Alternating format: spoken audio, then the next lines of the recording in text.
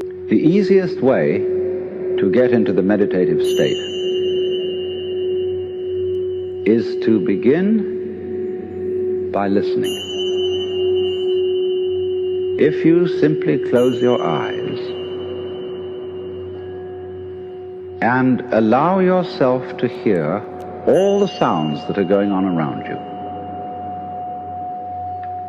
just listen to the general hum and buzz of the world as if you were listening to music.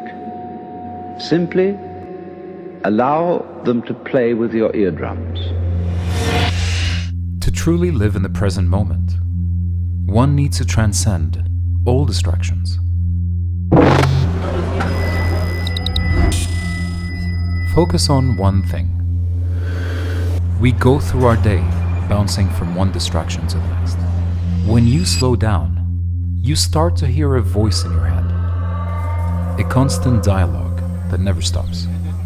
But many of us go through life not taking ownership of that narrative.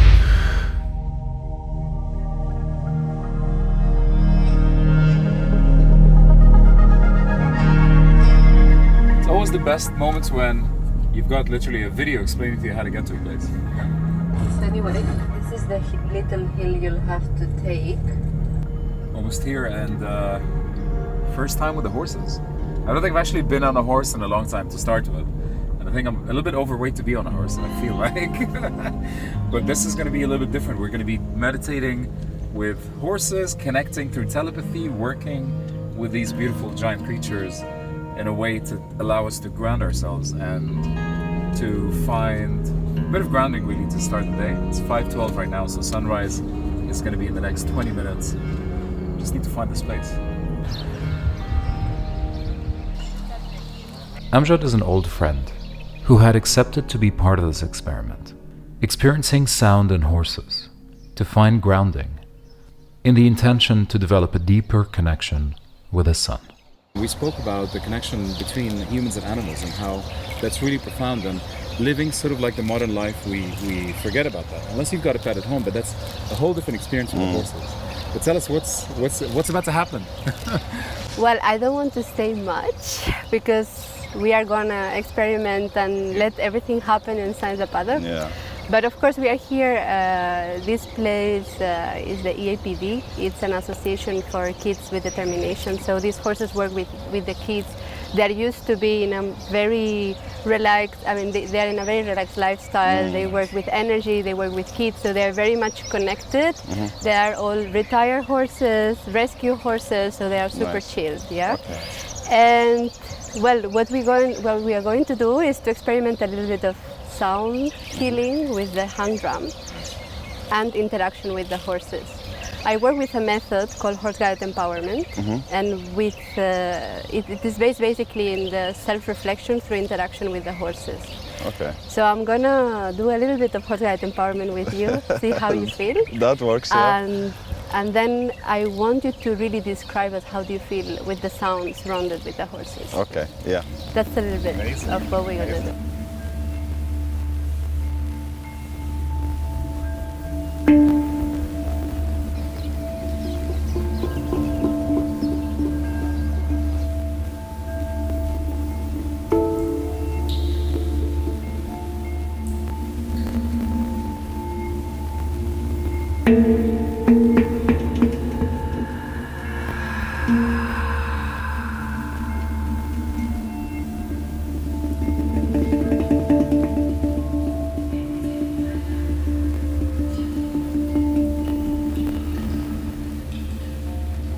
There's a very famous quote by Nikola Tesla, and I'm not going to pretend like I actually memorized the quote, so I'm just going to read it off my phone.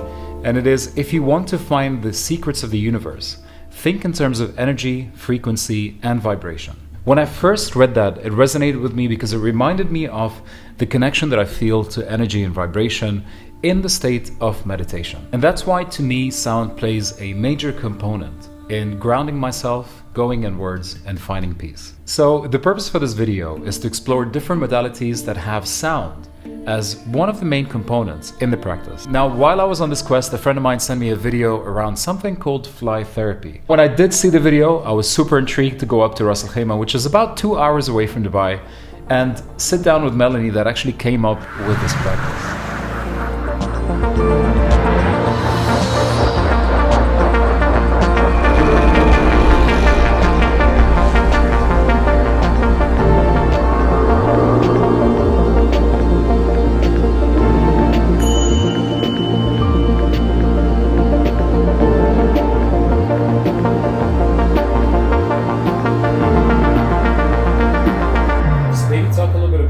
What fly therapy is?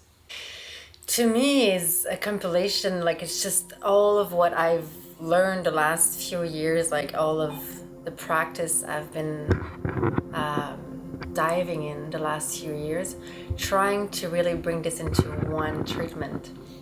So I feel like at one point we go from, you know, Ayurveda to Chinese medicine to learning some herbs in the jungle somewhere, or just like studying some books and some documentary, and just being an experience itself.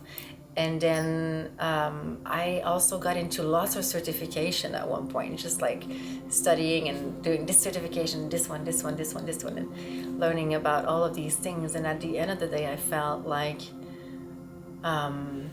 connection with ourselves is actually for us to create, and all the power is in this simplicity. And to learn to reset and to connect and to do this, we need to tune down, letting go of this fight and flight response and coming back to the rest and restore. And I think that this is really what this treatment brings to us. It's like an hypnotic experience that allows us to reset. You're kind of lost in this space, you're having this weightlessness experience, you're having sound around you, acupuncture with vibration, experiment different breath technique, inversion, you're feeling space in your body, in your mind, in your soul, you're having some caring and some massage through it. And at the end, all of these things together bring you into beautiful, deep parasympathetic state where it's the perfect environment for the body to heal by itself. I always talk with the person, say, hey, this is not a Tylenol effect. Like, it's not like, you know, headache, Tylenol, no more headache. The spiritual path is a place where you need to open up and connect with yourself. I don't have all the answer. I'm not going to do everything. I'm just a guide for you. So you want to invite them to open up and to let go of this false sense of security by control, by stimulation, and bring them into slowly open and trust. I think that you can find sensation in everything. Yes, we create some beautiful ways to raise our vibration and to go deeper into some healing. But I think that the real healing, the real power of healing is for us to first welcome it, and for us to first be with ourselves and to connect with ourselves, to open the door to this connection. How do you think sound plays a role within your practice? Like, how do you use sound? I think that we think sound is something that we can hear. For me, sound is a vibration. It's not something you hear necessarily by our human senses. I think that we are a vibration even before we are born. We are a vibration. This is the first thing that happened. So sound for me is vibration. Then at one point the vibration goes stronger and stronger, and it creates a sound that some ears can hear and some cannot. And then different notes, different frequencies. All of our organs have different frequencies. All of nature has frequency that resonates with our organs as well. So we can harmonize this together. There's an experiment that I've seen where they take a glass and expose it to its own frequency in sound until the glass shatters. Acknowledging the power of sound comes subconscious to a lot of people. But it's the ancient healing practices that got me interested to explore this topic further. I think 4 years ago I was going through a lot of change in my life, and I needed to be able to find a practice that helped me ground myself and even like process certain thoughts and make sure, you know, certain decisions I was taking in life were things that I wanted to pursue. So I remember coming to your sessions quite regularly. Every week I was there, and it really helped me to be able to ground myself and help me through the thinking process. There was something interesting that you practice within your sessions, which is called the chakra, the chakra healing and chakra sound meditations. And the question that I have is there a connection between certain frequencies and the chakras that we have? So chakra as a concept has come from the East. Yeah. And so of course this tradition or the history of the bowls or the gong, sound healing, has come from the East. But it also has come from the research which has gone is more into the West. So German people, you know, they have done a lot, American people, they have researched a lot. So I think the whole thing has now become a combination of both. So if you believe in chakras, the meridians, the energy centers, it works for you.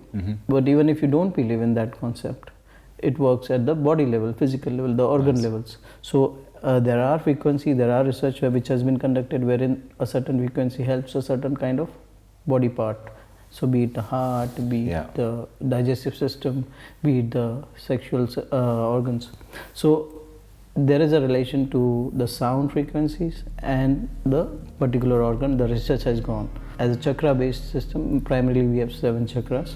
So generally there are many people who do the chakra healing based. So there are 7 kind of nodes which relates to these 7 chakras, and these 7 chakras are related to different energy parts, body parts which are around that chakra. So the intention behind this video was to explore and showcase how sound is being used in different modalities. I think there's great benefit in having a practice that allows you to tune down and disconnect from the business around us in the world. I happen to enjoy sound because it helps me to connect deeper into my meditation and tune out the noise in the world. If you've never tried sound meditation before, I definitely urge you to go out and explore it. And if you've enjoyed this video, then tune in. There's going to be a few more to come. I'll see you guys very soon.